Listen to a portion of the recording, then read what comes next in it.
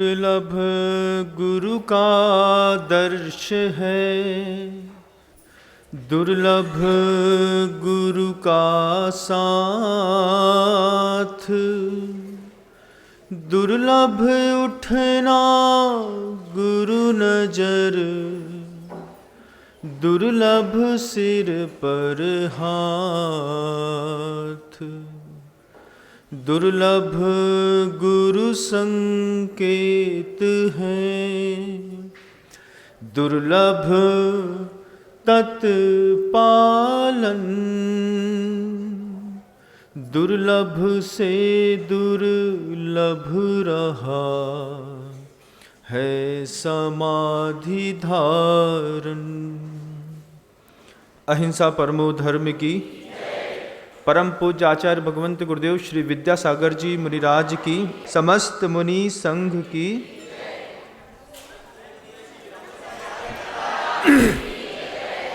2016 की बात है। हम लोग कुंडलपुर की गर्मियों से होकर के निकले और गुरुदेव का भाव चातुर्मास करने के लिए भोपाल जाने का था। कुंडलपुर से होते हुए जब पूज गुरुवर सागर पहुँचे, सागर पहुँचने के पहले पहले ही बहुत तेज और घनघोर बारिश होने लगी। 7-8 दिन तक लगातार बारिश होती रही। सुबह से लेकर शाम तक वो बारिश रुकने का नाम नहीं ले रही थी। उस घनघोर बारिश में ऐसा लगा कि कहीं गुरुदेव कहीं और न चले जाएं। लास्ट मोमेंट में तो ऐसा लगा कि सागर में ही गुरुदेव चातुर्मास करेंगे, लेकिन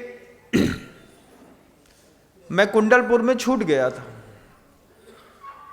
2 महाराज जी का श्वास गड़बड़ होने के कारण गुरुदेव ने कहा बाद में आना, साथ में लेकर के।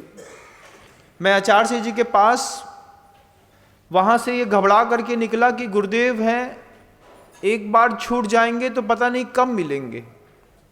ये बात हमारे दिमाग में हमेशा से रही कि परिस्थितियाँ कितनी भी प्रतिकूल हों, लेकिन गुरुदेव के साथ चलो, क्योंकि एक बार गुरुदेव ने आशीर्वाद देके कहीं छोड़ा तो फिर कब गुरुदेव का दर्शन होगा कुछ पता नहीं। हम लोग तीसरे दिन ही वहाँ से निकले। घनघोर बरसते पानी में ही कुंडलपुर से लेकर के सागर पहुंचा और सुबह पहुंचा और दोपहर में गुरुदेव ने यहां से भी बिहार कर दिया। इतने घनघोर पानी बारिश में जब गुरुदेव भोपाल की ओर चल दिए, चलते वक्त रास्ते में गुरुदेव से कहा कि गुरुदेव इतनी घनघोर बारिश है, कुल 5 दिन बचे हैं और सागर ही चातुर्मास हो जाता भाग्योदय में तो भी अच्छा रहता। पूज्य गुरुदेव मुस्कुरा करके बोले, सोचने से कहाँ मिलते हैं तमन्नाओं के शहर। आचार्य सिंह जी के रास्ता चलते के वे शब्द थे कि सोचने से कहाँ मिलते हैं तमन्नाओं के शहर, मंजिलों को पाने के लिए चलना भी जरूरी है। ये 2 पंक्तियां गुरुदेव ने बोली कि मंजिलों को पाने के लिए चलना भी जरूरी है।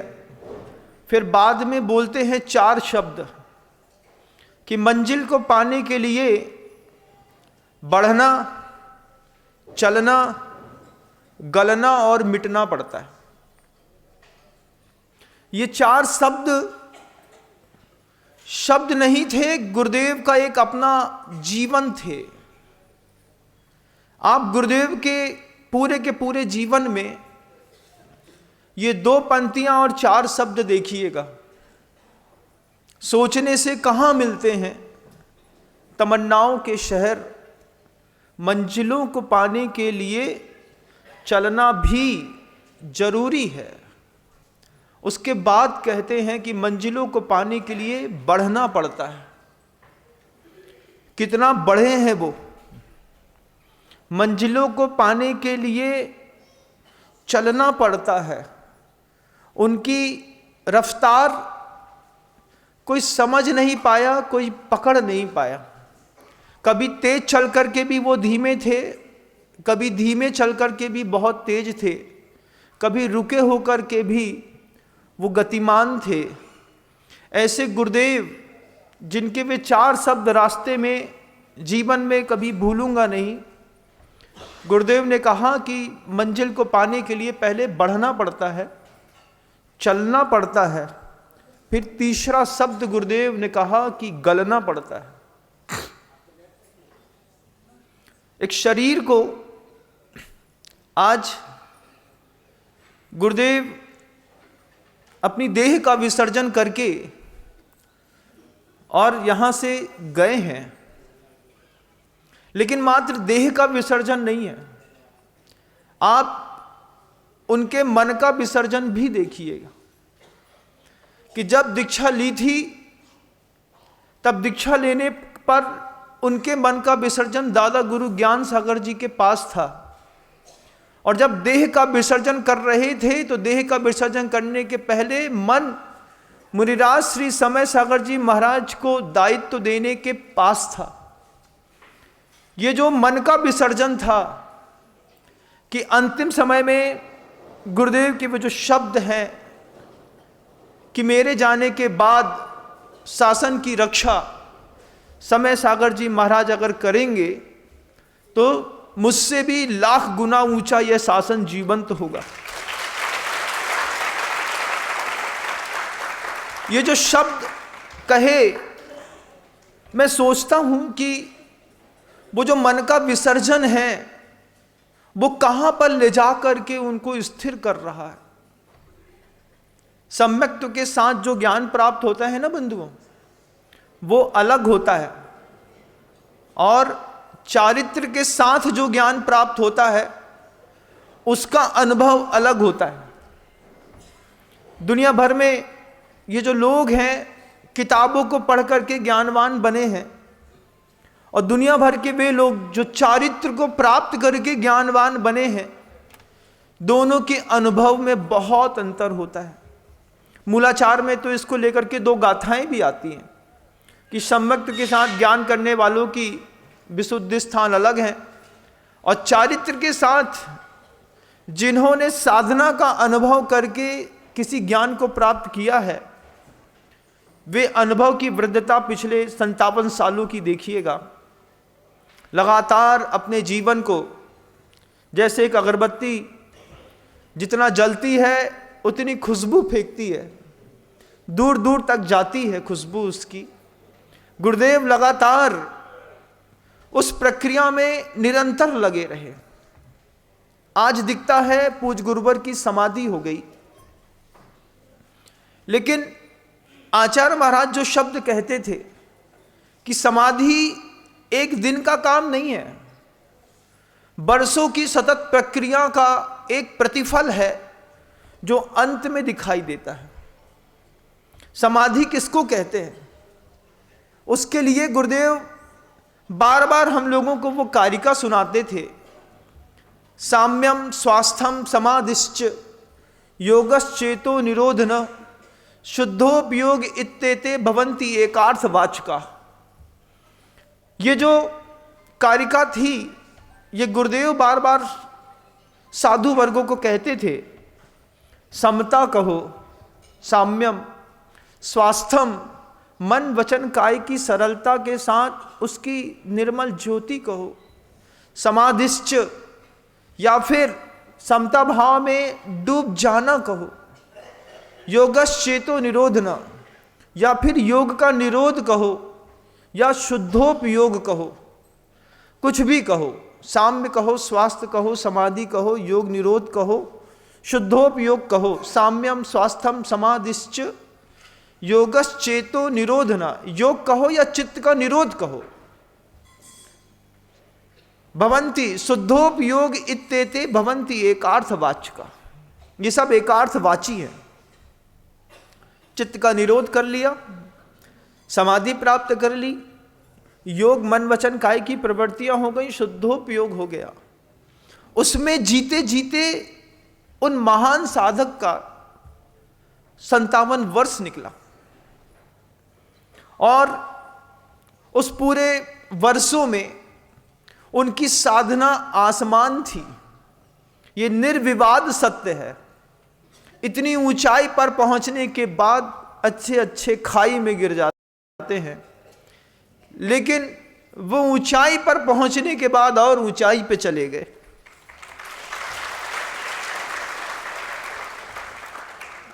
जिनको शरीर की कीमत पता होती है, वे एक जीव निर्मल प्रक्रिया के द्वारा समय आने पर निश्चित देह का विसर्जन करते हैं। वो देह का विसर्जन है। उस विसर्जन की उस प्रक्रिया को देखिए कि जब दादा गुरु ज्ञान सागर जी महाराज श्री को पहली बार उन्होंने देखा था, शरीर की विसर्जन की प्रक्रिया तो उस वक्त शुरू कर दी थी जब उन्होंने कहा था कि आज के बाद जीवन में कभी नमक शक्कर नहीं लूंगा। शरीर एक समय पर ग्लूकोज मांगता है, बीपी ब्लड प्रेशर डाउन होने पर नमक भी मांगता है। इन सब जीवन की जो आवश्यकताएं होती हैं, उन आवश्यकताओं को मुनि बनने से पहले छोड़ देना। क्या किया गुरुदेव ने पूछा तो बड़े बड़े गुरुदेव कहते हैं, तृष्णा नदी तयोर तीर्णा विद्या नावा विविक्तया। वे शब्द हैं, अंतगह कृंतकाम नर्णम जन जन्मांतक भयस्मया। क्या करा गुरुदेव ने कि एक तृष्णा की नदी को पार करके तो कोई साधु बनता है। उस तृष्णा की नदी को पार करने के लिए, तृष्णा क्या होती है? तृष्णा वर्तमान में जीने नहीं देती और भविष्य की लालसाओं में अटकाए रखती है। जब तक तृष्णा की नदी पार नहीं होती, तब तक कोई भी साधक साधु नहीं बनता। तृष्णा की पहली नदी, दुनिया भर के जितने भी रिजल्ट आइटम थे, वे सब के सब दीक्षा से पूर्व में गोताखोर ने गोता लगा दिया। तृष्णा नदी तयोर तीर्णा विद्या नावा विविक्तया। फिर उसके बाद उस तृष्णा की नदी को पार करके तो मुनि बने। न वर्तमान की इच्छा थी, न अतीत की, और फिर शब्द को लिख करके सार्थक भी किया। न भूत की स्मृति, न अनागत की अपेक्षा, भोग उपभोग मिलने पर भी उपेक्षा। क्या दुनिया का भोग उनके सामने नहीं था? लोग कहते थे, जिस दिन, एक दिन की बात है, गुरुदेव के साथ आचार्य श्री जी उस वक्त अनार का रस लिया करते थे। उनके गुलाबी चमकते हुए गुलाब के जैसे हाथों पर जब गुलाबी सा अनार का रस गया, तो उस अनार के रस की भी शोभा बढ़ने लगी। हथेली इतनी लाल थी कि अनार के रस और गुलाबी दिखने लगा, और किसी श्रावक ने कह दिया कि अनार के रस आपकी अंजलि में जाने के बाद अनार के रस की शोभा और बढ़ गई। गुरुदेव का उस दिन अनार का रस लेना अंतिम था। उसके बाद गुरुदेव ने कभी अनार का रस नहीं लिया। कितनी शब्दों की भी सजगता थी कि अगर उनके भोग की कोई सामग्री को किसी ने अगर घूर के देख के कुछ उस पे कमेंट भी कर दिया, गुरुदेव ने दोबारा उस चीज पे हाथ नहीं लगाया। बहरी बंद में एक बार बस दूध छोड़ा, लेते थे, दूध आधार था। कभी भोजन नहीं मिलता, कभी रोटी अच्छी नहीं मिलती, कभी दाल नहीं मिलती, कभी पानी नहीं मिलता। दूध सात्विक और पौष्टिक आहार था शरीर को चलाने का। उस चीज को याद करता हूं, 2010 में दूध छोड़ दिया, और 2010 से जो दूध छूटा, आज 14 साल हो गए उस निर्मल प्रक्रिया में देह का विसर्जन करने की अपनी उस कला को निरंतर वृद्धिंगत करते हुए। कभी महसूस करके देखिएगा, बचपन से जिस चीज के आदी हो और एक दो नहीं लीटरों में लेते हो और अचानक छूट जाए, शरीर ने उसी वक्त वहीं से झटका खाना शुरू किया। सारे साधुओं ने कहा कि अगर आप दूध नहीं लेंगे तो हम भी दूध नहीं लेंगे। गुरुदेव ने कहा, मैंने तो प्रत्याख्यान कर दिया है, और मैं अपने प्रत्याख्यान किसी को बताता नहीं।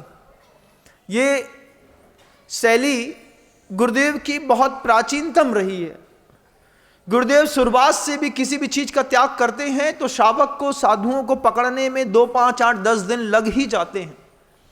जब 15 दिन तक लगातार गुरुदेव ने दूध नहीं लिया, तब श्रावकों में, साधुओं में इस बात की चेतना जगी कि गुरुदेव दूध नहीं ले रहे हैं। पूछा उनसे कि आप दूध नहीं लेते? कुछ कहा नहीं, सिर्फ मुस्कुरा दिया। 15 दिन बाद ये नियति साधुओं को भी निश्चित हुई कि आचार्य से अब दूध नहीं ले रहे हैं। मीटिंग करके सबने तेज आवाज में कहा कि आप वैसे भी कुछ लेते नहीं, शरीर को देते नहीं, और अगर आपने दूध भी छोड़ दिया तो शरीर का आधार क्या बनेगा? तब गुरुदेव बस वही कहते हैं कि आहार से नहीं, मैं वरगणाओं से अपने आप को जीवंत रखता हूं। लेकिन शब्दों में कहना और जिंदगी भर जी जाना, गुरुदेव ने वो किया। महाराज जी लोगों ने बहुत कहा कि आप दूध लीजिए, दूध लीजिए, दूध लीजिए। 14 साल पहले दूध छोड़ करके बैठ गए। कोई करके दिखाए, देखे तो अभी समझ में आ जाएगा। जब पित्त प्रकोपित होता है गर्मी में, तब समझ में आता है, उस चीज की रिकमेंडेशन बढ़ती है कि ये मिले, ये मिले। लेकिन आचार्य श्री जी ने कभी पलट के नहीं देखा। दोनों दृष्टि बहुत पैनी थी गुरुदेव की। स्वकल्याण की दृष्टि भी इतनी पैनी थी कि उनकी सामायिक 7-7 घंटे की ठंडियों में हुआ करती। रात को 12:30 बजे एक बार आसन लगा करके बैठ गए तो सुबह का 7 बजता था, लेकिन अपने पाटे से कभी बाहर नहीं उठे। 7-7 घंटे की सामायिक एक आसन में करके देखिए, शरीर में घुटने टेढ़े होंगे तो सीधा नहीं होंगे बंधुओं। लेकिन वे अपने चरम पर स्वकल्याण में भी लगे रहे, और स्व और पर कल्याण के लिए गुरुदेव ने क्या नहीं बांटा और किसको नहीं बांटा। जिसको उम्मीद नहीं थी उसको भी गुरुदेव ने कुंद कुंद के जैसा बनाया। जिन साधुओं ने नहीं सोचा था कि आचार्य श्री हमारे ऊपर कभी कृपा करेंगे, उनको भी अपनी शक्ति, अपना सामर्थ्य, अपना विश्वास दे करके आसमान किया गुरुदेव ने। और दे दे करके पूरी दुनिया के सबसे बड़े वो दानियों में भी महादानी शरीर का विसर्जन करके चले गए। लेकिन शरीर के विसर्जन से पहले उनके मन का विसर्जन देखना। शुरुआत के दौर पर, दीक्षा के समय पर मन का विसर्जन देखना, फिर साधना के अनुभव देखना, दीर्घ काल देखना, और अंतिम समय में योग सागर जी महाराज श्री को वो बात कहना अपने मुख से कि मैं जब तक जीवित हूं तब तक इसकी घोषणा मत करना, आप लोग सहन नहीं कर पाएंगे, भक्त सहन नहीं कर पाएगा। दादा गुरु ज्ञान सागर जी महाराज जी के समय जो परिस्थितियां थी, उन परिस्थितियों में और आज की परिस्थितियों में बहुत अंतर है। दादा गुरु ज्ञान सागर जी महाराज श्री के पास एकमात्र गुरुदेव थे, 1-2 और साधु थे, लेकिन गुरुदेव के पास इतना बड़ा कुनबा था, इतना बड़ा वटवृक्ष था, क्योंकि उनका खुद का शब्द है ना कि मंजिलों को सोचने से कहाँ मिलते हैं तमन्नाओं के शहर, मंजिलों को पाने के लिए चलना भी जरूरी है, और सिर्फ चलना नहीं पड़ता, पहले तो बढ़ना पड़ता है। आज कितने सारे साधु हैं, कितनी सारी साध्वियां हैं जो सोचते होंगे, लेकिन मैं ये सोचता था कि गुरुदेव के अंतस का वो अनुभव, वो चारित्र के हिमालय, जहां झुकना चाहते हैं, जिनके विचारों में, वो श्रद्धा के भाव में जिनको ऊपर बैठा के बैठे हैं, वो भी इसको स्वीकार कर पाएंगे कि नहीं। क्योंकि जिनको वो आचार्य पद देना चाह रहे थे, उनको गोद में खिलाया है उनने। गोद में खिलाने का मतलब है कि उस व्यक्ति की पूरी प्रकृतियों को वो जानते थे कि वो इतना सहज नहीं है किसी को उस महानतम रथ का रथी बना देना। योग सागर जी महाराज श्री से कहा कि देखो, मेरे रहते तो कोई सहन नहीं कर पाएगा, जब मैं ना रहूं इस सृष्टि पर तब तुम लोगों से कहना कि गुरुदेव का अंतिम समर्पण समय सागर जी महाराज श्री के पास था। और वो शब्द जब हम लोगों को सुनने में आए तो माथा वहीं से टेक दिया है। जैसे शासन के अधिपति ने हमको दीक्षा दी, ऐसे नवीन शासन के अधिपति हमको समाधि तक पहुंचाने के लिए अपना कृपा पात्र बना के रखे। पूरा संघ एक है। कोई ये अगर सोचे कि संघ में बिखराव हो जाएगा तो वो उसकी मिथ्या भ्रांति है। पिता के मर जाने के बाद पूरा परिवार एक हो जाता है बंधुओं, पूरा परिवार। भगवान महावीर के जाने के बाद जितना दर्द गौतम गणधर को था, गुरुदेव के जाने के बाद उतना दर्द हर इंसान को है। हर इंसान के मन के अंदर इस बात की तकलीफ है कि गुरुदेव चले गए। लेकिन ये भावुकताओं से मोक्ष मार्ग नहीं चलता। भावुकताएं आदमी को काल कवलित करा सकती हैं, लेकिन मुक्ति का रास्ता नहीं दिखा सकती।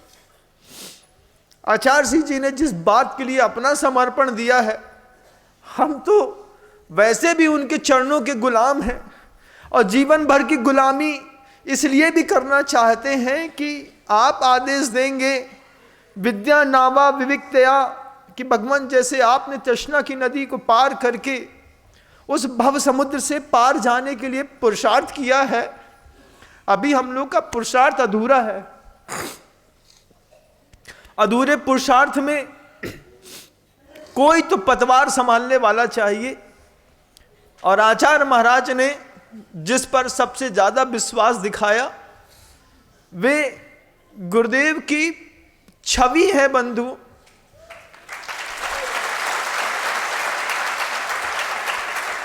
वो गुरुदेव की ऐसी छवि है कि जिस दिन वो सिंहासन पे बैठेंगे आपको एहसास भी नहीं होगा कि गुरुदेव हमारे बीच में नहीं है।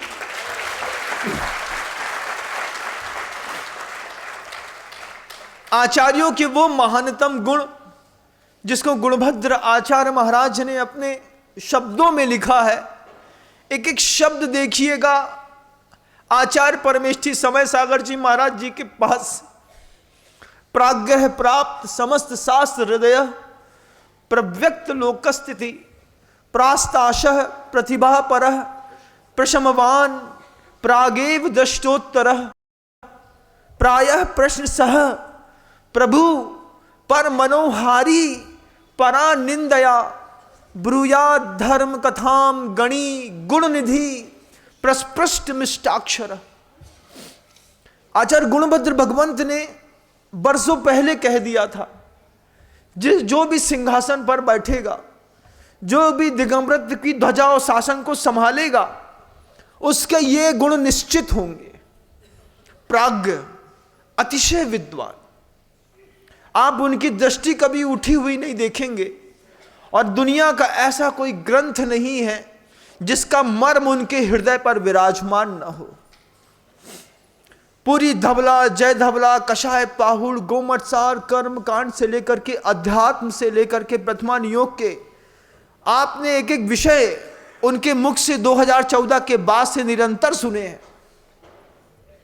जब वो संघ में थे तब गुरुदेव के पास बिल्कुल मौन बैठते थे। लोग कहते थे कि इनसे बोलना नहीं आता, लेकिन उस वक्त भी दिखता था कि समर्पण की सर्वोत्कृष्ट परिभाषा है कि सब जानने के बाद मौन हो जाना। 35 साल तक लगातार बिना शब्द बोले, जबकि सामर्थ्य बड़े बड़े आचार्यों से कम नहीं है। मैं तो हमेशा से बोलता आया कि उनकी करुणा के बिना संसार में कोई मुनि हो ही नहीं सकता। क्योंकि माँ तो सिर्फ संतान दे देती है, पैदा कर देती है। बड़े बड़े राजघरानों में संतान को पालने का काम धाय माँ करती है। वो हम लोगों की धाय माँ है। अपनी साधना का दूध पिला करके साधुओं को बड़ा किया। सुधा सागर जी महाराज से लेकर के आज छोटे से छोटा साधु उनके ज्ञान, उनकी चर्चा, उनकी चर्या, उनके चरित्र का ऋणी। आज वे समय सागर जी महाराज श्री गुरुदेव का जिन्होंने एक हृदय जीता, विश्वास जीता, मौन पूर्वक ये विश्वास दिलाया कि अगर जवाबदारी मिलेगी तो आप जैसा चाहते हैं बिल्कुल वैसा ही होगा। समय सागर जी महाराज श्री ने कभी चाहा नहीं बंधु। मुझे याद है वो उस वक्त भी कहते थे कि मुझे एक साधु दे दो, मैं कर्नाटक में जाकर के किसी निर्मल स्थान पर बैठ करके आत्म ध्यान करूंगा। मुझे संसार में रहने की, संसार के बीच में प्रभावना करने की कोई इच्छा नहीं है। ये बड़े महाराज जी के 2014 के शब्द थे। लेकिन गुरुदेव को तो सब दिखता है ना, वो तो सब देखते हैं, सबको देखते हैं और अच्छी नजरों से देखते हैं। उन्होंने पहले 5 का संग दिया, फिर 15 का संग दिया, आज 22-25 साधुओं का संग है। कल ये संग फिर 100 का होगा। बहुत दिन हो गए आचार्य परमेष्ठी के साथ 50, 55, 60 साधुओं का परिकर आपने नहीं देखा, लेकिन अब फिर देखने मिलेगा। जिन शासन की ध्वजा ऐसे जमीन में छोड़ करके कहां जाता है कोई, और ये बड़े बड़े अनुभव वृद्ध आचार्य 58-57 सालों का, जिनका एक चारित्र के अनुभव के साथ साधना का जीवन है, उनकी क्या शैली है। हमारी कल्पनाओं में और गुरुदेव की व्यवस्थाओं में जमीन आसमान का अंतर है। हम अपनी कल्पना से गुरुदेव को आंकते हैं। हम अपने पढ़े लिखे हुए थोड़े बहुत ज्ञान या थोड़ी बड़ी किताबों की कल्पनाओं के पैमानों पर गुरुदेव को धरते हैं और ये विचार करते हैं कि इसी पैमाने पर गुरुदेव को बैठना चाहिए था। लेकिन हमारे पैमाने में और गुरुदेव के पैमाने में भी तो बहुत बड़ा अंतर है। गुरुदेव जिस पैमाने पर खड़े हैं वे अतुलनीय हैं, वे तुलना नहीं कर सकते किसी की, वे स्वयं तुला है। वो जिसको तौलते हैं, जब उसकी तुलना संसार में किसी से नहीं है तो उस तुला की तुलना किससे हो सकती है। लेकिन हमारे पैमाने थे। हमने दादा गुरु ज्ञान सागर जी महाराज श्री का वह त्याग महोत्सव देखा है, सुना है, तो हमें लगता है कि ऐसा ही करेंगे। लेकिन गुरुदेव का एक अपना पैमाना है।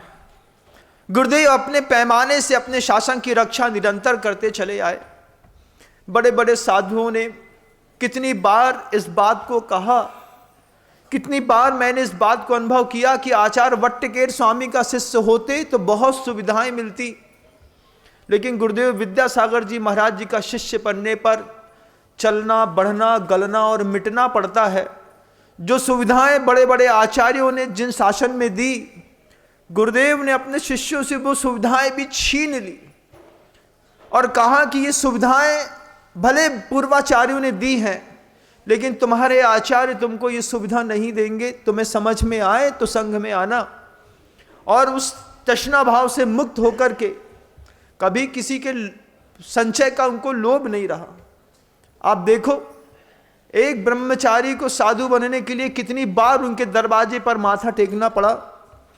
उनने कभी लोभ नहीं किया कि स्वस्थ है, सुंदर है, बड़े घर का है, आएगा तो शासन उन्नत होगा, उसका पुण्य होगा तो वो आएगा और बार बार आएगा। इसलिए बार बार उसको बाहर भेजते थे कि अगर वैराग्य कमजोर है तो अभी भी घर लौट जाओ, शादी विवाह कर लो, गृहस्थ आश्रम बसा लो। लेकिन जब बार बार उनके माथे पर कोई खड़ा रहा, बार बार पैर में आकर के बोलता रहा कि भगवान मैं आपके पास रहना चाहता हूं, तो उन्होंने खुद चयन किया। गुणी का चयन नहीं किया, पुण्य देख करके चयन किया और उसको गुणी बनाया और गुणी बना करके आसमान किया। आज पूरे विश्व में गुरुदेव के बनाए साधु परमेष्ठी शासन की ध्वजा कितनी मजबूती से थाम के खड़े हैं। ना भूतो ना भविष्यति कोई सोच नहीं सकता था कि वैश्विक मानस पटल के इतिहास पर एक ऐसा पवित्रतम सम्मेद शिखर जी की तहलटी पर जिनालय बनाने का कोई विचार, कोई कल्पना जैसी गुरुदेव चाहते थे हूबहू एक अकेली शख्सियत प्रमाण सागर जी महाराज श्री ने करके दिखा दी। किसी साधु का सपोर्ट नहीं, किसी साधु का समर्थन नहीं, किसी साधु का सहयोग नहीं, एक अकेले शिष्य को झारखंड जैसी भूमि पर, जिसको मरुस्थल कहते हैं, वहां पर भेज करके उनके शौर्य की, उनके साहस की, उनके धैर्य की परीक्षा लेकर के गुरु ने उनको 100 में से 100 नंबर दिए।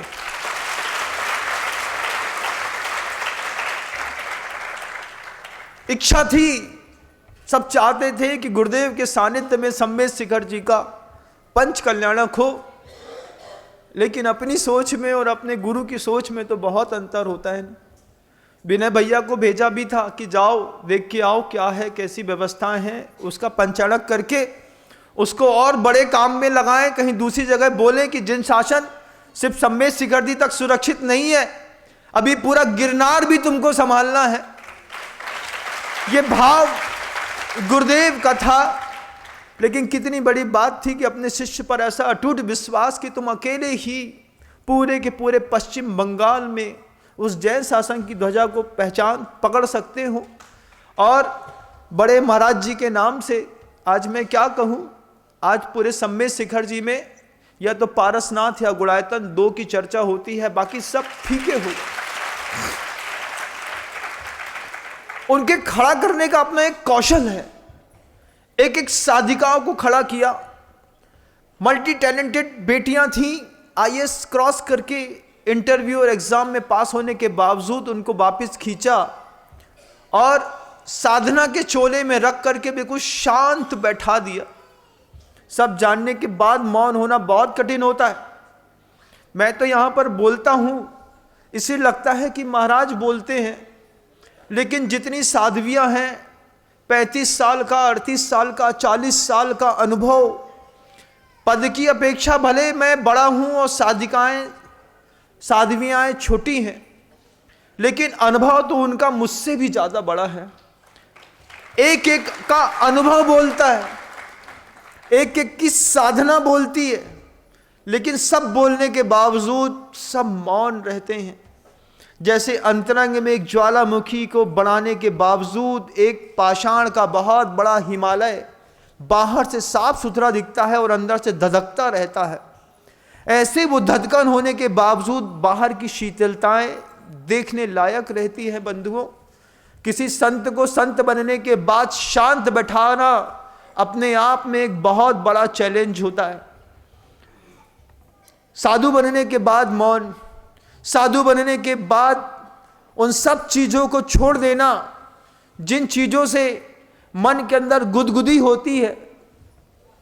1-2 नहीं, 400 साधुओं को शांत बैठा करके वे एकमात्र उनको अपनी मुस्कुराहट से पोषित और सिंचित करते रहे। आज सोचते हैं हमारे काम को देख करके कौन मुस्कुराएगा, कौन हमसे कहेगा कि विनम्र तूने बहुत अच्छा किया। लेकिन इस बात का विश्वास है, कल भी कहा था कि मेरे गुरु जिस रास्ते से गए हैं उस रास्ते से मुझे भी जाना है, मुझे भी अपने गुरु के पास जाना है, लेकिन खाली हाथ नहीं जाना है। गुरु ने मेरे लिए, गुरु ने संघ के लिए जो दायित्व हाथ में देकर के गए, गुरुदेव से कितनी बार पूछा, कितनी बार गुरुदेव से बोला कि गुरुदेव इतने बड़े बड़े काम हैं, आप करते हैं, आप आशीर्वाद देते हैं तो होता है, आप जब आशीर्वाद नहीं देंगे तो कौन करेगा। गुरुदेव बोलते थे नए आचार आएंगे, वे नए आचार सब पूरा करके दिखाएंगे। कितना विश्वास है गुरुदेव को कि वे नए आचार्य महाराज आएंगे ना, नए आचार्य महाराज को भी तो बहुत कुछ करना होगा, वे नए आचार्य महाराज भी तो बहुत कुछ करेंगे। और आज वास्तव में सब टूटे और ठगे हुए से दिखाई देते हैं। लेकिन हम ठगाए नहीं हैं। जाने से पूर्व सब देकर के गए गुरुदेव, सब। कोई दर्द नहीं है दिल के अंदर। मैं सोचता हूं दर्द तो उन छुल्लकों का है जो गुरुदेव के पास आकर के भी जैनेश्वरी दीक्षा उनके हाथ से न पा पाए। मोक्ष मार्ग में बढ़ने के बाद कितने ठगाए से रह गए कि सोच के आए थे कि गुरुदेव आपके चरणों की सेवा करेंगे, लेकिन उनको दिगंबरी दीक्षा दिए बिना गुरुदेव ने अपने शरीर का विसर्जन कर दिया। जैसे अधूरी कहानी किसी और के लिए छोड़ के गए हैं कि अब तुम इस अधूरी कहानी के पूरे पन्ने पूरे करोगे, और विश्वास मानिएगा सारी किताबें पूरी होंगी। सारा संसार समुद्र पार होगा। एक एक व्यक्ति, एक एक जीव जिसने इस मोक्ष मार्ग में गुरुदेव को अपने हृदय का देवता बना करके बैठाया है, उन सबको पार लगाने की जवाबदारी गुरुदेव की खत्म नहीं हो गई। ऊपर जाने के बाद भी मेरे गुरुदेव जवाबदार हैं हमको ऊपर तक बुलाने के लिए। शरीर से गए हैं, अरे गुरुदेव तो दिल में होता है ना, यहां होता है गुरुदेव, यहां है वो। उनके आदर्श है, उनकी त्याग तपस्या है, उनकी शांति है, उनके विचार हैं, भावुकता चेहरे पे है, लेकिन अंदर से कर्तव्यों की कर्मठता भी कम नहीं है। कोई ये सोचे कि संघ में बिखराव हो जाएगा तो वो भ्रम में है। संघ कल भी एक था, आज भी एक है और आगे भी एक रहेगा।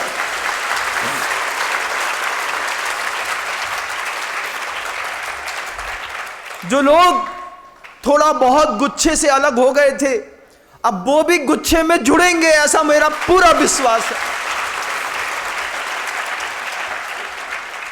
लोगों के मन के अंदर शंकाएं रहती हैं, लोगों को ऐसा लगता है कि देखना अब ऐसा होगा वैसा होगा, लेकिन विश्वास मानना ऐसा कुछ भी नहीं होगा जैसा आप लोगों के मन के अंदर शंकाएं थी। वो निर्मल पवित्र मार्ग कल भी निर्मल था, आज भी विनय से, भक्ति से, श्रद्धा से निर्मल है। जह चार जो उपकरण आचार्य भगवान हम लोगों को बार बार कहते थे, जह जात रूप जादम, वह यथाजात रूप धारण करने के बाद सबसे पहला मार्ग में चलने वाले इंसान की सबसे बड़ी खूबी है विनय, कि वो विनय नहीं करेगा, सूत्र का अध्ययन नहीं करेगा, साधु नहीं है वो। विनय आप जैसी कल गुरुदेव के प्रति देखते थे, ऐसी शासन के जो अधिपति नवीन आचार्य महाराज, गुरुदेव श्री समय सागर जी महाराज,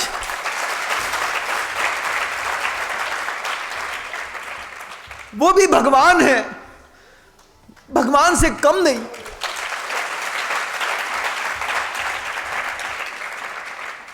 उनकी शक्ति, उनका सामर्थ्य, उनका पुण्य, उनका चेहरे का तेज, उनका प्रताप, उनकी वाणी का ओज, उनका वैभव गुरुदेव से कम नहीं है।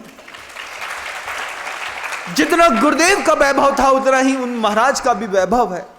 और आगे आप देखिएगा कि कैसे उनके वैभव से भी प्रखर वैभव मुनिराज श्री समय सागर जी महाराज, वो कहते नहीं है, उनकी आदत में है कि मैं बोलूंगा नहीं, मैं सिर्फ करके दिखाता हूं। बहुत जल्दी आपको सब देखने मिलेगा बंधुओं, सब कुछ आपकी आंखों के सामने आएगा।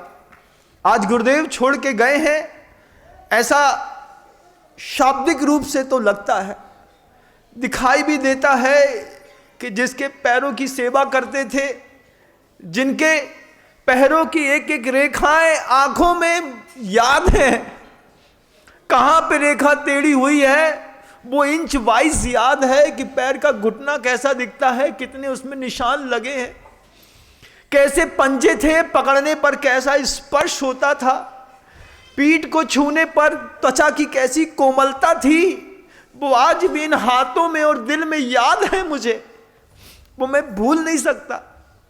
मेरे गुरु ने मुझे सेवा का मौका दिया, कितना सौभाग्य था कि गुरु ने कहा कि चल दबा पैर, सिर्फ पैर नहीं दबाया, मौन रह करके दोनों ने एक दूसरे को खूब समझा। मैंने अपने गुरु को समझा, गुरु ने मुझे समझा, और एक दो को नहीं, हर शिष्य को उन्होंने समझा। मौका देते थे, चलो पंजे पर थोड़ा सा तेल घी कुछ भी लगा दो, और जब उसके स्पर्शों से वो अनुभूति होती थी, स्पर्श की अनुभूति से वो उसके दिल तक को ताड़ जाते थे, उसकी भक्ति माप लेते थे, उसकी शक्ति माप लेते थे, और फिर एक एक करके सबको अपने अपने दायित्व देते रहे। देखो ऐसा करना, देखो ऐसा करना, देखो ऐसा करना। किसी को कमजोर नहीं समझा। कौन सी माँ है जो अपने एक बच्चे को दूध पिलाए और दूसरे को ना पिलाए? माँ तो माँ होती है ना, सबको दूध पिलाती है। गुरुदेव ने भी सबको दूध पिलाया, हर साधु को उसकी सामर्थ्य से ज्यादा देकर के खड़ा किया है और बड़ा किया है। बंधुओं, बस ये भी बहुत बड़ी बात थी कि समर्थन देकर के साथ में रखने के लिए संगठन बनाया। कहीं 5 साधु का संगठन बनाया, कहीं 25 साधु का संगठन बनाया, और कहा मिलकर के सूत्र दिया, बार बार कहा, विनम्र कलऊ एकता बलम, मुट्ठी बांध के रखना। ये मुट्ठी सिर्फ जब तक चिता पे नहीं चढ़ूंगा तब तक नहीं खुलेगी। विश्वास है मुझे।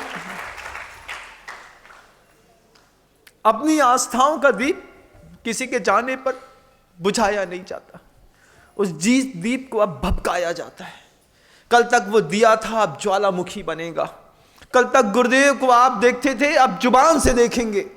अब देखेंगे आप कि कैसे गुरुदेव शिष्यों के सर चढ़ के बोलते हैं। अभी तक तो सिर्फ गुरुदेव बोलते थे, अब गुरुदेव हमारे सिर पे चढ़ के बोलेंगे। एक एक शिष्य के सिर चढ़ के बोलेंगे गुरुदेव। और फिर आपको लगेगा कि आप हर साधु को देखेंगे तो लगेगा कि कहीं ना कहीं तो उनके ज्ञान का दिया, उनके चेहरे का चारित्र, उनका नूर, उनका तेज, उनका प्रताप इस दिए में भी टिमटिमा रहा है। और वो घनघोर अंधेरे में एक छोटा सा दिया भी सूरज से कम नहीं होता बंधुओं। और आपको तो आचार्य जी एक नहीं कई सूर्य दे करके गए हैं, किसी बात की कमी नहीं है। एक समृद्ध पिता जो कुछ दे सकते थे पूरे संघ को सब दिया है। किसी को साधना दी है, किसी को शब्द ब्रह्म दिया है, किसी को तपस्या दी है, तो किसी को मौन दिया है, किसी को शालीनता से भरा है, तो किसी को विनम्रता सिखाई है, किसी को मार्दव गुण से भरा है, तो किसी को साधना की ऊंचाइयां दी हैं। जिसके अंदर जो योग्यता थी उस योग्यता को गुरुदेव ने उसके चेहरे पर दिखा के कहा कि देखो इससे तुम्हारा जीवन भी पार होगा। आज मैं जाता हूं, कल तुम आओगे, वहां पर भी तो तुम लोगों के लिए व्यवस्था बनानी पड़ेगी ना। वे व्यवस्थापक वहां व्यवस्था बनाने के लिए चले गए। आप लोगों को तो विश्वास भी नहीं होता कि स्वर्ग नाम की कोई चीज होती है, लेकिन हम लोगों के अंदर विश्वास भरा गुरुदेव ने कि जीवन का अंत हो सकता है, कभी जीव का अंत नहीं होता। शरीर मरण धर्म है। आचार्य जी बार बार कहते थे, अरे मरण तो भगवान का भी होता है, भगवान को भी मरना पड़ता है। पहली बार जब गुरुदेव के मुख से सुना कि भगवान को भी मरना पड़ता है, आंखें खुली की खुली रह गईं। फिर गुरुदेव बोलते, देखो मरण कंटिका में पढ़ो, 5 प्रकार के मरण हैं। उन मरणों में जो पंडित मरण होता है वो भगवान का ही तो होता है। जब भगवान को मरना पड़ता है, जब उनका भी पंडित मरण होता है, जिसको आप अपनी लौकिक व्यवहारिक भाषा में निर्वाण कहते हैं। जब भगवान को मरना पड़ता है तो आज नहीं तो कल अपना भी मौका आएगा। कुंडलपुर के बड़े बाबा के समय गुरुदेव कहते थे कि ये नश्वर काया, पूरा हाथ पटक के कहा था गुरुदेव ने कि ये नश्वर काया अगर देव शास्त्र गुरु के काम नहीं आई तो किस काम आएगी। और आखिर तक वह नश्वर काया देव के शास्त्र के और गुरु के काम आती रही, उस बात का संतोष था गुरुदेव को कि मैं जो कर रहा हूँ सही कर रहा हूँ। और भी बहुत कुछ है, क्या कहूँ अपने गुरुदेव के बारे में कि सच्चा शिष्य तो वो ही होता है जो गुरु होता है, और शिष्यत्व भी वही होता है जो बहुत बड़ा गुरु होता है। उन्होंने एक सच्चे शिष्य की अनूठी परिभाषा लिखी, एक अच्छे सच्चे गुरु की परिभाषा लिखी, अपने समर्पण की भी परिभाषा लिखी। दुनिया में किसी को क्षोभ ना हो इसलिए चुपचाप, वो चाहते तो बुला करके भी बहुत कुछ कर सकते थे, लेकिन बड़े बड़ों की नीतियाँ, रहो बड़ों की ओट, छोटे सीखे बाद में खाकर उनसे चोट, किसी के हृदय को चोट ना लगे, किसी का दुख मुझसे देखा ना जाएगा। कितना विचार करके गुरुदेव ने अपनी नीतियों का प्रयोग किया है। गुरुदेव का हर शब्द भगवान का शब्द समझ करके सर माथे पर स्वीकार है।